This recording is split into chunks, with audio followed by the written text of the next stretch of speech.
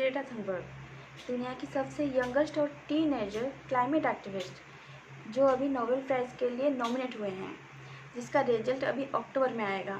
क्या आपको पता है उनकी जर्नी कितनी हार्ड थी? चलो मैं आपको बताती हूँ। स्कूल मिस करके एवरी फ्राइडे वो स्कूल मिस करके पार्लियामेंट के सामने बैठ जाते थे, क्लाइमेट चेंज को लेके मूवमेंट करते थे।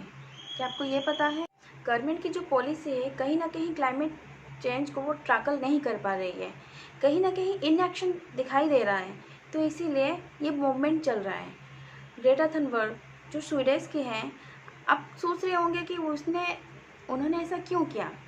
क्या स्वीडिश में बहुत पॉल्यूशन है, बहुत पॉपुलेशन ज़्यादा है, ऐसा क्यों हुआ? अगर आप ऐसा सोच रहे हैं तो वो बहुत गलत सोच रहे हैं, ऐसा कुछ भी नहीं है। EPI मतलब इन्वायरमेंट परफॉर्मेंस इंडेक्स अगर देखें हम स्वीडन की तो 86% है।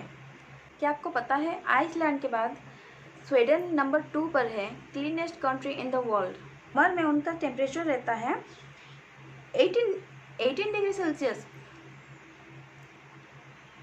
कभी सोचा है हमारा यहाँ पे नॉर्मल वेदर भी 32-37 से ज़्यादा रहता है। Sweden has paid special attention to increase the greenery so that the environment become clean. The EPI score of Sweden is 86. बहुत ही अच्छी बात है। और क्या आपको पता है फरवरी स्वीडन का सबसे कोल्डेस्ट मंथ है और टेम्परेचर कितना रहता है? -3 से भी कम रहता है। उनका क्लाइमेट इतना अच्छा हो के भी वो इतना सोचते हैं।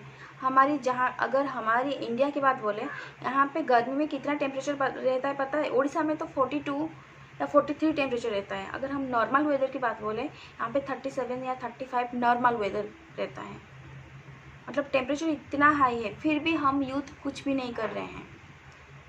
हमारे पास टाइम ही नहीं है ये सब सोचने के लिए। हम इतने अपनी लाइफ में बिजी हो जाते हैं, ये सब सोचने के लिए हमारे पास टाइम ही नहीं है। अगर इंडिया का इन्वायरमेंट परफॉर्मेंस इंडेक्स हम देखें तो कितना परसेंटेज है पता है? 44.74, जो कि बहुत लो है। वर्ल्ड पॉल्यूटेड कंट्री में से इंडिया नंबर 5 पर है, क्या आपको पता है? और वर्ल्ड पॉल्यूटेड सिटी में से दिल्ली 1 नंबर में है, क्या आपको ये भी पता है? पर कुछ बात नहीं, यूथ को कुछ भी फर्क नहीं पड़ेगा, सब लाइटली लेते हैं ना, लाइटली लेने दो। एयर पोल्यूशन यहाँ पे कितना ज़्यादा है, रोज़ 12.4 लाख पीपल मरते हैं इसी एयर पोल्यूशन में। फिर कुछ नहीं, हम लाइटली लेंगे, सब लाइटली लो। ये जो यूथ है, ये जो जनरेशन है, इतनी लाइटली ये सब बात को कैसे लेती है पता नहीं। इंडिया में बच्चा जन्म लेते ही कैंसर का शिकार हो जाता है, पर ये सब भी हम लाइटली लेंगे ना? ये सब भी लाइटली लेने की बात है, पर हम क्यों कुछ स्टेप लेंगे? नहीं लेंगे। अभी भी अगर कुछ दिमाग में नहीं है तो डालो, घुसाओ, आगे आओ। क्लाइमेट चेंज चाहिए। अगर वो इनका कंट्री इतना इम्प्रूव है, इतना सब कुछ, टेम्परेचर कम है, अगर वो आगे आते हैं तो हमारा नहीं चाहिए, हमको क्लाइमेट चेंज नहीं चाहिए। ये सब चीज़ के लिए, हमारी इन्वायरमेंट के लिए, हमारी क्लाइमेट के लिए हमारी यूथ के पास टाइम नहीं है।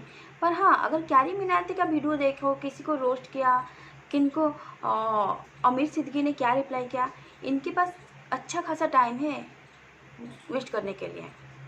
अगर अभी भी दिमाग है आपके पास तो please guys, raise your voice for climate, justice for climate. Climate change को लेके हम और क्या कर सकते हैं और क्या स्टेप उठा सकते हैं, कमेंट में ज़रूर बताइए। और गाइस कमेंट में, ये मेरी अकेले की लड़ाई नहीं है, ये हम मिल के कुछ कर सकते हैं। So justice for earth, justice for climate and heal the world. Channel को सब्सक्राइब करके जाना, RS7। Don't forget to watch, like and share.